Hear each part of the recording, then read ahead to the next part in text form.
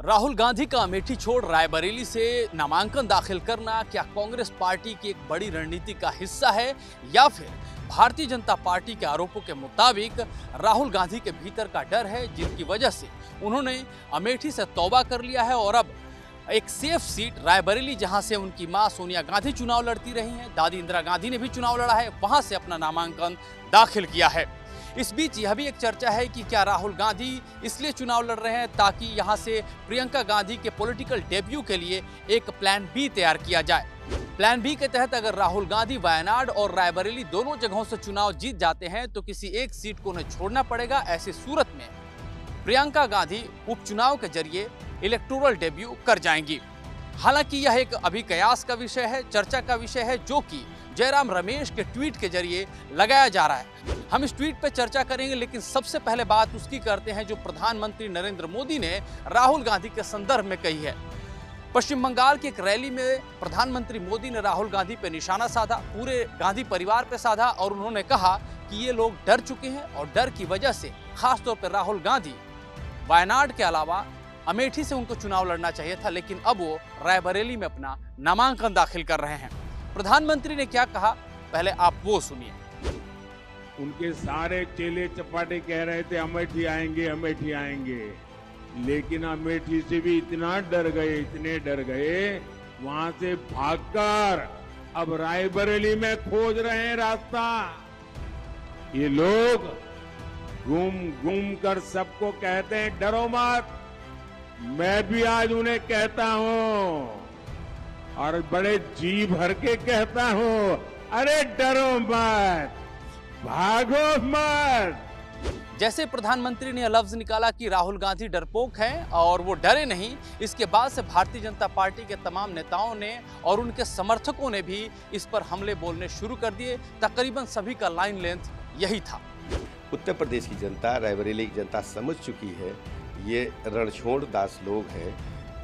ऐसे लोगों को रायबरेली की जनता कभी स्वीकार नहीं करेगी। रायबरेली, अमेठी सहित सभी 80 सीटों पर बीजेपी प्रचंड बहुमत के साथ जीतेगी। देखिए, राहुल गांधी जी को अमेठी लड़ना चाहिए था और अमेठी से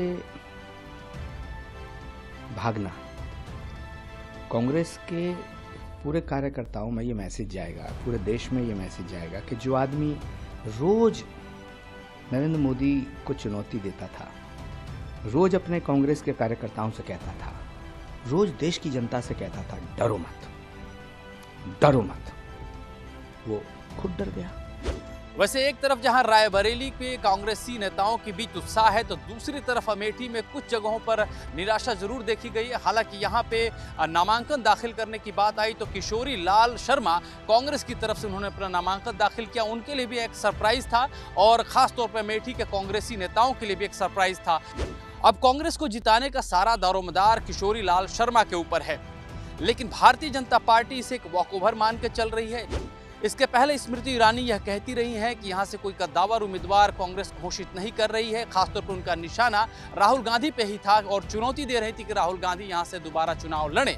लेकिन अब जब किशोरी लाल शर्मा यहां से चुनाव लड़ रहे हैं तब स्मृति ईरानी के लफ्ज और तीखे हो चुके हैं और अपने आप को वह एक तरह से जीती हुई प्रत्याशी मान रही है। उनका कहना है कि कांग्रेस ने अब पहले ही हार मान लिया है। मेहमानों का स्वागत है, हम लोग अतिथियों के स्वागत में कोई कसर छोड़ेंगे नहीं। इतना ही कह दूं कि अमेठी से गांधी परिवार का ना लड़ना इस बात का संकेत है कि कांग्रेस पार्टी चुनाव में एक वोट पड़ने से पहले ही अमेठी से अपना हार स्वीकार कर चुकी है। तीसरे चरण के मतदान से ठीक पहले राहुल गांधी का रायबरेली से नामांकन और किशोरी लाल शर्मा का अमेठी से नामांकन दाखिल करने के बाद से कांग्रेस के भीतर एक नया जोश जरूर देखा जा रहा है।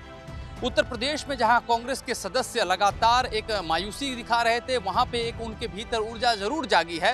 हालांकि अमेठी के संदर्भ में ये जरूर कहा जा रहा है कि कांग्रेस कहीं ना कहीं यहां पे स्मृति ईरानी को वॉकओवर दे दी है, लेकिन कांग्रेस की तरफ से कहा जा रहा है कि उन्होंने एक लकीर खींची है जहां से स्मृति ईरानी, जो कि पहले खुद को ठोक के कहती थी कि वो राहुल गांधी के खिलाफ चुनाव लड़ रही हैं, राहुल गांधी को उन्होंने परास्त किया, अब उनके सामने किशोरी लाल शर्मा एक चुनौती के साथ खड़े होने जा रहे हैं। कांग्रेस को कहना है कि किशोरी लाल शर्मा के पास बूथ स्तर पे चुनाव को मैनेज करने का काफी अच्छा अनुभव है और अमेठी में इसका लाभ उन्हें काफी मिलेगा। इसके अलावा प्रियंका गांधी रायबरेली के साथ साथ अमेठी में भी जमी रहेंगी और यहां से वो चुनाव प्रचार को धार देती रहेंगी। अमेठी को लेकर कांग्रेस के दावों पर भारतीय जनता पार्टी बड़े ही कटाक्ष की मुद्रा में दिख रही है। स्मृति ईरानी लगातार इस पर कटाक्ष कर रही हैं और खासतौर पर कई जगहों पे वो अवधि में बोलते हुए भी दिखाई दे रही हैं। बहरहाल इन दोनों सीटों को लेकर चर्चा तो जारी रहेगी। अब देखना है कि चुनाव बाद नतीजे जो आते हैं उसको लेकर कांग्रेस क्या प्लान अख्तियार करती है और बीजेपी उन प्लान को लेकर के अपनी क्या रणनीति तैयार करती है। कैमरा पर्सन रेहान खान के साथ मैं अमृत तिवारी, विस्तार न्यूज, दिल्ली।